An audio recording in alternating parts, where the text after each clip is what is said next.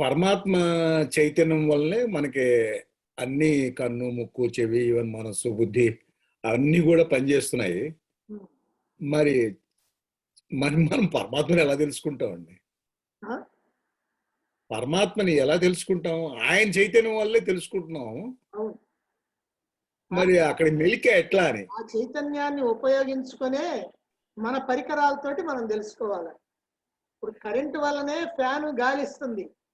అవును. కరెంట్ అనేది ఉంటేనే అది తిరిగేది. అవును.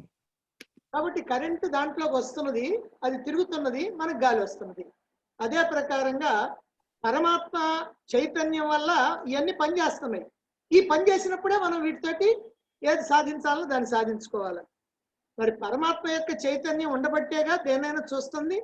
మనం ఎట్ట చూడగలుగుతామండి అని అంటున్నావా? చక్కగా చూస్తున్నాం, వింటున్నాం, తింటున్నాం, మాట్లాడుతున్నాం, పోట్లాడుతున్నాం, అన్ని చేస్తున్నాం. ఈ చేసినప్పుడు పరమాత్మని తెలుసుకోవడం కోసం ఎందుకు ప్రయత్నం చేయకూడదు? ప్రయత్నం చేస్తాం. కానీ మరి అవన్నీ పరమాత్మ చైతన్యంతోనే మనం తెలుసుకుంటున్నాం కదా! మళ్ళీ ఆయన ఎలా తెలుసుకుంటామని. అదేగా అహం బ్రహ్మాస్మి అని చెప్పేది. నేను పరమాత్మనని. పరమాత్మ సాక్షాత్కారం అనేది, తెలుసుకోవటం అనేది మామూలుగా చెప్పే మాట. సాక్షాత్కారం అనే మాట కానీ, దర్శనం అనే మాట కానీ, చూడటం అనే మాట కానీ ఇవన్నీ వట్టిదే. అది ఏమిటనంటే నేను పరమాత్మను అని తెలుసుకోవటమే ఈ వేదాంతం యొక్క అల్టిమేట్ లక్ష్యం.